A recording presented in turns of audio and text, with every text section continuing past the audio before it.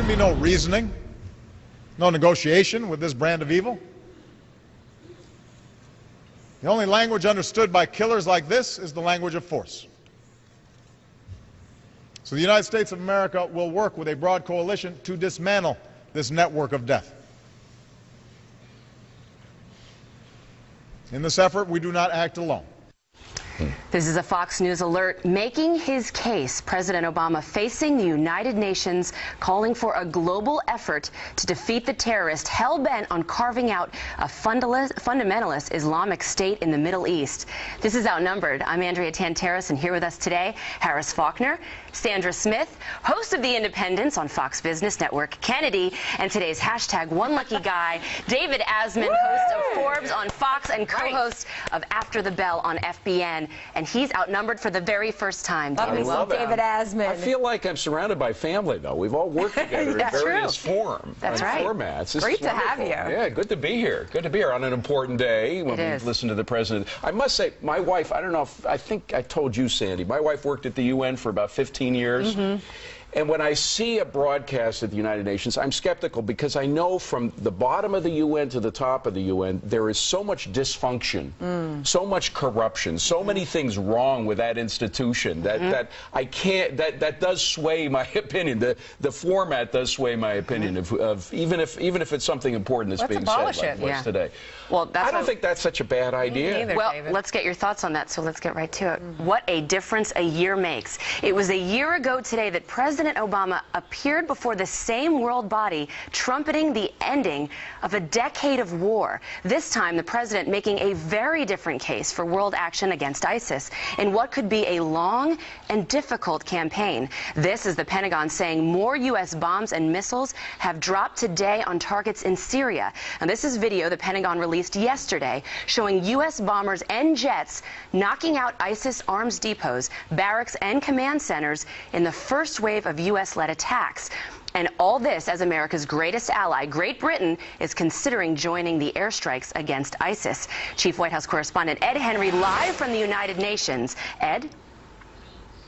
Great to see you, Andrea. Bottom line is that exactly as you lay it out, I was here a year ago with President Obama, and he did champion not just the end of a decade of war, but also went on to say we've decimated, basically took a victory lap, decimated core al-Qaeda that attacked us on 9/11. Well, guess what? Actually now, because the remnants of al-Qaeda, in the president's own words, are so dangerous, he's now gone back into war, not just in Iraq, but now expanding it into Syria, telling the General Assembly that this is a cancer, ISIS, that needs to be wiped out. And he also could not resist a poke at the Bush administration using that phrase, war on terror. Listen. I have made it clear that America will not base our entire foreign policy on reacting to terrorism. Instead, we've waged a focused campaign against al-Qaeda and its associated forces, taking out their leaders, denying them the safe havens they rely on. On that focus campaign, he talked about the president again trumpeted that he's got at least 5 Arab nations on board with this coalition, more than 40 nations overall, though not all of them obviously are contributing militarily. And the president went on to say that he was partly here to say to the entire world, we need your help in this fight against ISIS. Hey, Ed, it's Sandra. Could you characterize the reception that the president has received both, you know, as he entered the UN, during the speech, and then post-speech? Well, what I would say, having covered him now since day one of his administration, is I remember the first couple of years when he came here as almost a conquering hero, where, you know, he was the new American president, was talking about changing not just the United States but the world. Now things have changed dramatically, so maybe you saw a little less applause, you saw a little less adulation. What I also saw was an icy stare or two from the Russian delegation, because the president called out the Russian President Vladimir Putin and his administration, and basically said they've broken international law in Ukraine. Interesting that his foreign minister, Sergei Lavrov, among others, were sitting there listening to this, pretty stone-faced in their reaction to President Obama. Sandra. All right, Ed, thank you so much. Ed Henry at the UN here in New York City. Good. David, what did you make of the president's speech? Of course, a very different tone from last year. Yeah. A lot of different things he came out with. He also, though, I think, took a shot at Israel. which I found to be very interesting, by saying making a this comparison situation between was not Hamas and Israel. sustainable. That's and saying awful. it's not sustainable either, the situation. Right. I mean, we used to have, back in the days of the Cold War, these comparisons made between the Soviet Union, moral equivalency between the USSR and the U.S. They're not equivalent. Israel is a democracy, Hamas is a terrorist organization. Although a lot of people, the CARE folks, you know, the Council on Islamic Affairs folks, if you really press them, they will not admit that Hamas is a terrorist organization. They won't say that because they claim that there is this humanist aspect to it, which, and I'm wondering if the president buys into that at all. The one thing I want to say, though, is that he was tough on Russia, as Ed just said, which was great. I was glad to hear that. He was also tough on Islamic extremism, but his idealism conflicts with reality. That happens on so many levels with this president, whether it's Obamacare, the stimulus program. It does, a lot of what he proposes doesn't work. And when he talked about how Islam and all the other religions can work so well together, and they're doing it in Britain, well, he forgot the fact that in Britain they're having a terrible problem right now with Islamic extremism, and it is recruiting people there. We had that Islamic cleric on a couple of times on FNC, spouting out his hatred and everything. And granted, this is just a small segment of the they've seen killing Muslim in the population. streets in Great Britain. I mean, they've seen terrorism, you know, where people have been taken out right in the middle of the day. And he was using Great Britain as an example of a country that got its act together in terms of bringing all religions together. I would argue that that's an example of some of the dysfunction in this. Well, there is dysfunction also. Great Britain is not involved in the airstrikes right now. They said they will bomb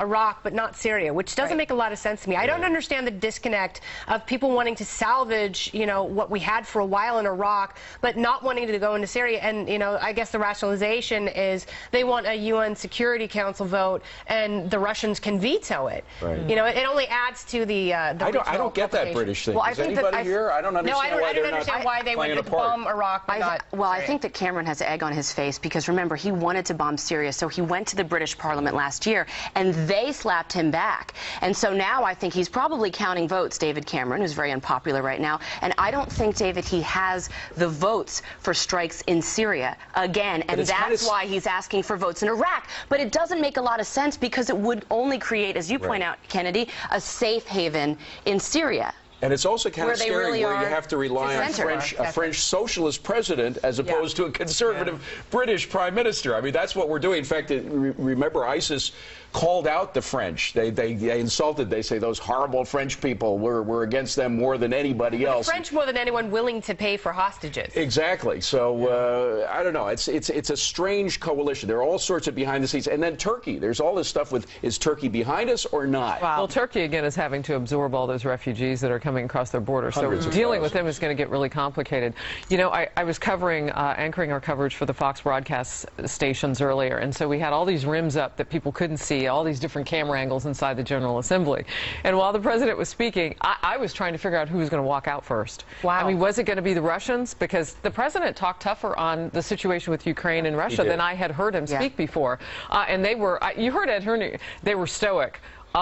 I could think of a lot of words to describe them. Mostly, they were packing. They looked like they were going to pack up their bags and walk out. Is it too late, though, Harris? Shouldn't that tough language have been, well, I don't know, a couple years ago? Right, we'll see. And then the other group, too, the president started talking about how the Muslims should prepare the palate for the younger generations and give them some alternatives to terrorism. And you looked at some of the Arab Muslim nations across the room, and I thought, as the camera kind of sprayed that section of the room, and I thought, are they next? Are they going to walk out? The president there, that is certainly not our job. And that's one of the biggest problems we have, is replacing that magnetic fundamentalism with something else. That's not our job, and that's where our military gets into so much trouble. You heard Ed characterize some of the stone faces that he saw in the audience as a reaction to some of these statements. I was characterizing the reception that I saw as lukewarm, certainly for the president. But I think one line that really stuck out to a lot of people that I've heard since the speech is, we will not have a foreign policy built around acts of terror, says the president. Captain Chuck Nash responded to that and said, do we have a choice? And it really speaks to your point, David, about not being able to set aside his ideologies. And that really came through in this speech. Ambassador John Bolton reacted and said he thought the president's analysis of the root of this terrorism was actually very strong and good in this speech. However, the lack of comments specifically on ISIS were so brief. That was what really stuck out. Well, not only brief, but he spoke for 38 minutes, and ISIS didn't come up until 18 minutes into the speech. That's right. Yes, it was so Was abstract. very florid. Well, John Bolton said, as you point out, he said it was very abstract, and there were only moments, only a couple moments of reality. Right. So he was taking a pretty tough tact against Islamic terrorism, which was nice to finally hear from the president. But he didn't have the solution. It was all based on discussions and negotiations and feelings, and you can't reason with that. Can I just say one thing about John Bolton? He's a former UN ambassador, U.S. ambassador to the United Nations, who believes we should get rid of the UN, who believes it does more harm than good. Kennedy, I wanted to touch on your question, though, about some of the other countries, and particularly Great Britain might not want to hit Syria. Look at what the president has done today, right? We let Iran know ahead of hitting Syria with bombs. Yeah. We let Assad and Iran know that we would not touch the Iranian, the Assad's forces inside Syria. Maybe that's a deal that Great Britain didn't want to make. Well, it's touchy dealing with Syria or Iran. I mean, these are two countries that either current presidents or presidential hopefuls have talked about military campaigns against, and so has John Bolton. He's been very aggressive in his language about that. And now all of a sudden we're partnering with Iran, letting them know what we're doing in Syria. And they were, I don't know if you would say shielding or hiding, but they were certainly hosting the head of the Khorasan group.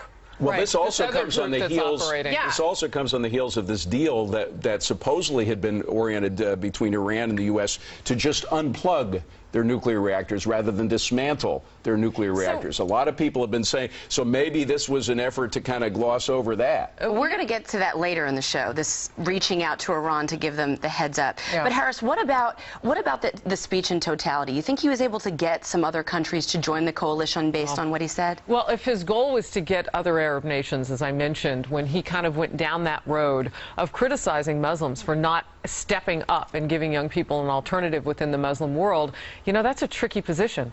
As Kennedy pointed out, it hasn't been our role to try to proselytize to get them to do what they need to do within their own religion. But I also think that it's a complicated thing, too, because now what you're asking them to do is something that even Qatar wouldn't do. You know, put in something more than money.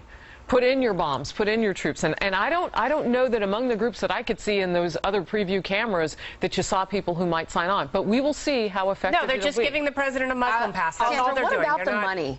You bring this up all the time. You bring it up all the time. David and I talk about this all the time. Well, the Achilles heel, it could be the Achilles heel of drug dealers and terrorists and other places has been how they move money around. If we can stop their movement of money, because they got to move a lot of money around. There are all these Islamic banks, by the way, growing up here. Stop it! It's growing by the day. They're accumulating oil fields by the day. So we got to put an end to that. All right, lots of news made on this front, and we will get back to it. Assuredly. And now we're being told that those airstrikes in Syria, as we were just talking about, have stopped a terror plot to blow up an American airliner. What we now know about that plan that reportedly was in its final stages, and the new concerns about lone wolf attacks here at home. Plus, it looks like the so-called kissing congressman's wife is standing by her man. She doesn't look too happy in that picture. Like, I'm going to stand by you, but I might not smile, honey. What Vance McAllister's spouse is saying about her cheating man and a new campaign ad. Will it work? And right after the show, OT, baby. Catch more from the couch on the web. Join us at Outnumbered Overtime by logging on to foxnews.com/outnumbered. Click on the Overtime tab. We have a live chat. You can get in on the game there. You can tweet us. You can like us on Facebook and be part of the live conversation. It should be called Outnumbered Uncensored. Ooh. Yeah. Stay close.